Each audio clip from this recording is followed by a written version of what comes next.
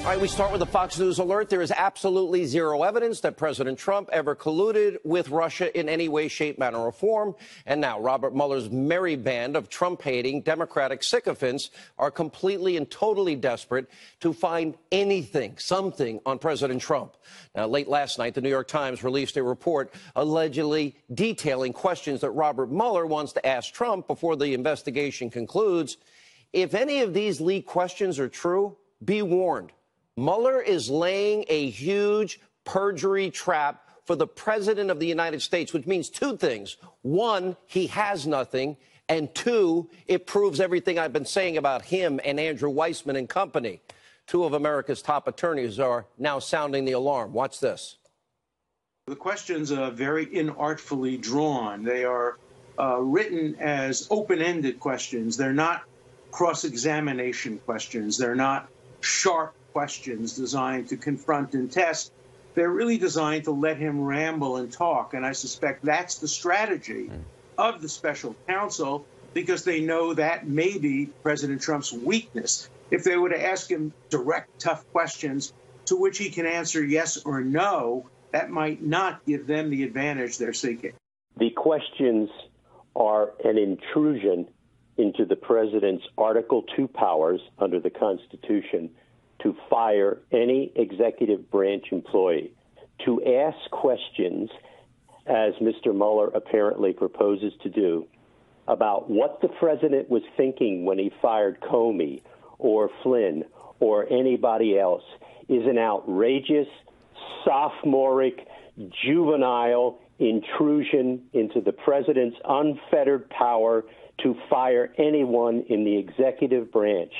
It is a symptom of how ridiculous this appointment was by Rod Rosenstein when he made the appointment with no evidence of a crime. Joe DeGeneva, Alan Dershowitz are exactly right. This is a perjury trap for the president of the United States, and even more frightening are the contents of this inquiry. Now, note all the questions that include the term, what did the president think? What did the president think about James Comey? What does the president think about Jeff Sessions' recusal? What does the president think about the special counsel? Well, I have a question for Robert Mueller tonight. When did thinking or thoughts ever become a crime? When did the United States start regulating what may or may not be in a person's mind? Are we now going to criminalize thoughts? This list of insane, juvenile, ridiculous questions goes on, including one question about a statement to our friend Maria Bartiromo, the president's reaction to news reports and what discussions Trump had about terminating the special counsel. Excuse me, he never terminated him. And again, more questions about the president's thought process.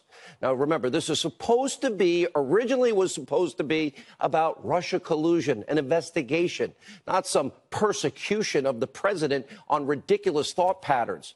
Rush Limbaugh captured it well today. He said the president should only agree to a Mueller interview if, in fact, President Trump gets the Hillary Clinton treatment. Let's take a look. If Trump could secure the same identical circumstances that were granted to Hillary Clinton, then why not sit down for the interview and answer the questions? But, of course, I speak facetiously because everybody knows that Donald Trump is not going to get the Hillary Clinton treatment extended by James Comey. You know, not under oath, not recorded, pretty much meaningless. Send in a pro-Trump person like Peter Strzok interviewed Hillary. You know, that's right. If we have a fair system of justice, President Trump should absolutely get the Hillary treatment for any interview with the FBI. And just like Hillary Clinton's interview, after the exoneration was written months later, well, Trump's interview should be conducted not under oath, not recorded, not be transcribed, and the exoneration written months in advance. And oh, yeah, someone with a pro-Trump bias, let's say me, I'll conduct the questioning. Now, if Hillary Clinton, how about Rush or the great one, Mark Levin? Good idea. Now, if she gets the Clinton treatment, anti-Trump FBI agent Peter Strzok for the interview, maybe, I don't know, we have a good choice of people. Lots of conservatives that can interview him. All right, none of this is ever going to happen. We know that. We now know, sadly, in America, we have a two-tier justice system. We don't have equal justice under the law equal application of our laws. While the president is targeted in a totally off-the-rails witch hunt, Hillary Clinton, James Comey, Andrew McCabe, all these other deep state actors have never been charged with a crime, despite mountains of evidence that we have. For example, despite her total exoneration from the FBI, our friend, Fox News legal analyst Greg Jarrett, who will join us tonight, he has revealed multiple serious crimes that Hillary Clinton should be charged with, starting with 18 U.S.C. 793, mishandling, destroying classified documents, 18 U.S.C. 1505, the obstruction of justice. Remember, bleach bit, deleted emails, busting up devices. No charges over the multiple crimes related to her campaign's shady practices surrounding the Steele dossier. Next up, let's look at James Comey. Well, he's not under any criminal investigation as of now. Shouldn't he at least face scrutiny over 18 U.S.C. 641, the theft of government property or records after he took his Trump memos outside of the FBI? What about 18 U.S.C. 1924, the mishandling of classified information? And remember, when James Comey lied to Congress about not signing off on Clinton's exoneration letter months before that interview took place, that's against the law. 18 U.S.C. 1621. And we got Andrew McCabe. House Republicans have now referred McCabe, as did the IG, for multiple crimes over lying to the FBI. And McCabe was fired for lying to the FBI. Let's see. Oh, General Flynn. Why hasn't he been charged with a crime in this case? Now, of course, don't hold your breath for an investigation into Loretta Lynch, Lisa Page, Peter Strzok, or any of these other anti-Trump deep state actors. Now, what's behind this, sadly, in the United States of America today is a two-tiered system of justice. It is simple. The deep state hates who you chose to be your president. They are hell-bent on seeing Donald Trump delegitimized and hopefully on their side removed from office. Obviously, that means they don't want him to succeed. And that would mean even if Americans suffer in the process. Now, breaking this week, a group of wealthy secret donors, get this, they poured as much as $50 million into an investigation of President Trump after his 2016 election, based on the dossier.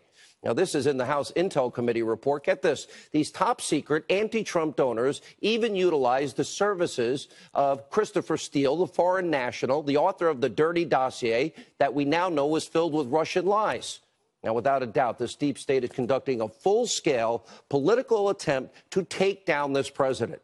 And perhaps the most pathetic deep state actor of all, James Comey, well, the guy that refused to come on this show, I offered him 4 hours of airtime. He's continuing his anti-Trump book tour, and he's actually claiming that Trump's criticism of the deep state is dangerous for the country. How dare he? How dare he be honest? No president has faced this before. Now, Comey also took some time to fantasize about what if the deep state's choice, his choice, when in fact he exonerated Hillary Clinton when he knew she committed crimes and wrote the exoneration before investigation. But he's thinking, but what if Hillary had actually won? Take a look. What would your life be like if she'd won? I also don't know the answer to that. I think I would still be the FBI director.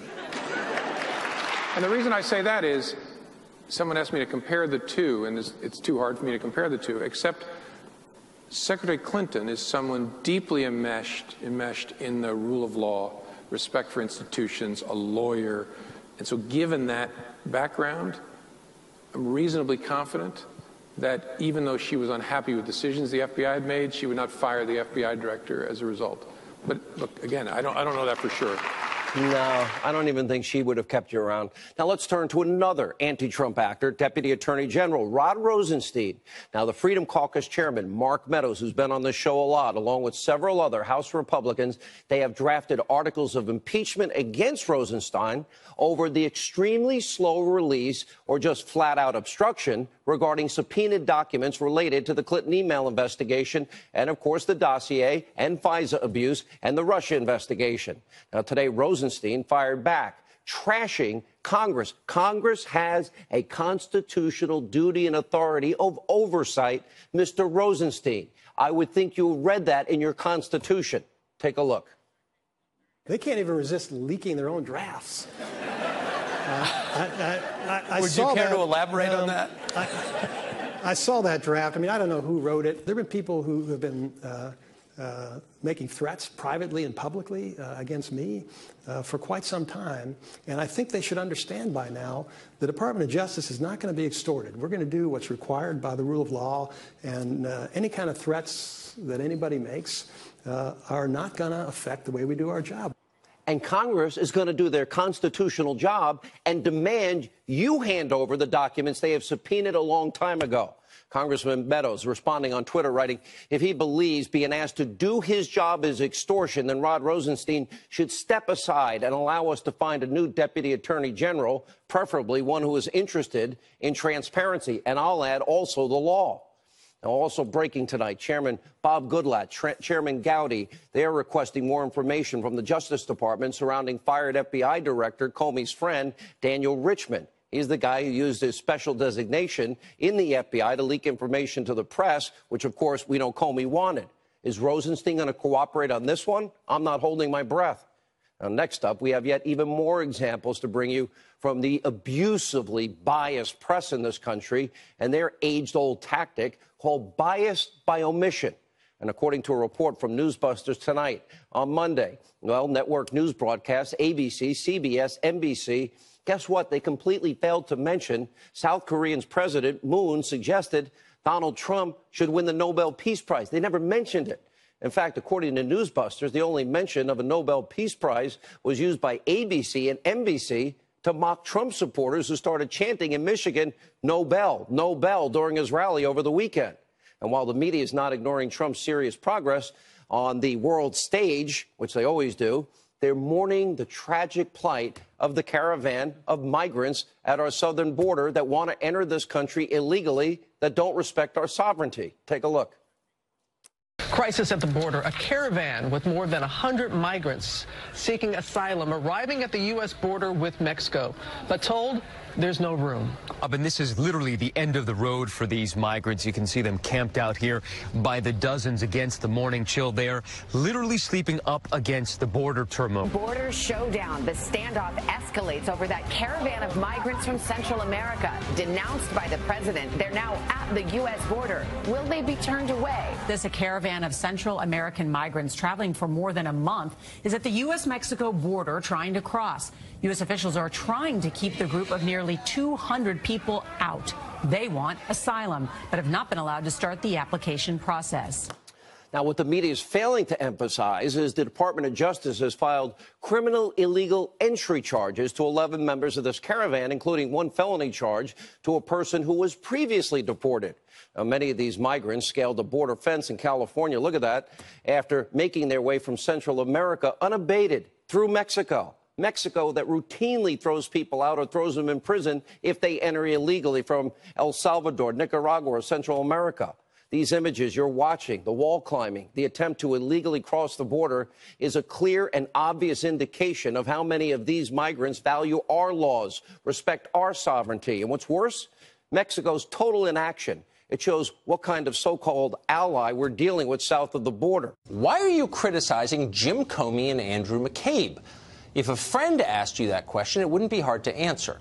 Comey was the shiftiest, most political FBI director in memory. His deputy, Andy McCabe, repeatedly lied to federal investigators. You try that, you'd wind up in jail. So why criticize these guys? Because they deserve it.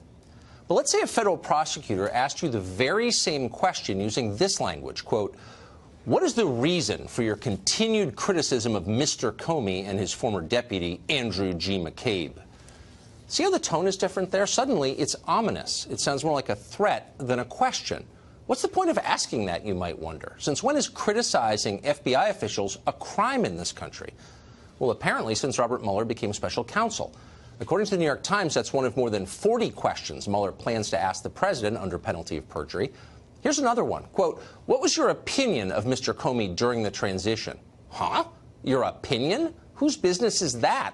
Aren't Americans allowed to have any opinion they want without being grilled by law enforcement about it? And then there's this question, quote, what was the purpose of your July 2017 criticism of Mr. Sessions? Again, criticism of a government official framed as a crime, as if dissenting views aren't allowed or must be justified to a prosecutor. What country is this anyway? In fact, the president is allowed to have any opinion he wants of anyone who works for him. That is true of all presidents. They get to hire and fire their own appointees for their own reasons. If you don't like it, don't vote for them. This is a democracy. Trump got elected. Mueller didn't. Presidents also get to formulate their own policies. Voters can decide whether they agree with those policies. Again, that's why we have elections. Yet here are two more Mueller questions. Listen to these. Quote, what discussions did you have during the campaign regarding Russian sanctions? And, quote, what involvement did you have concerning 2016 Republican platform changes regarding arming Ukraine? So let's review. Trump ran for office promising to improve our relationship with Russia. He said that frequently and in public. Voters heard it, they agreed with him, and he won. But permanent Washington hated the idea of getting closer to Russia. They've been pushing a war with Iran for years. That's obvious now.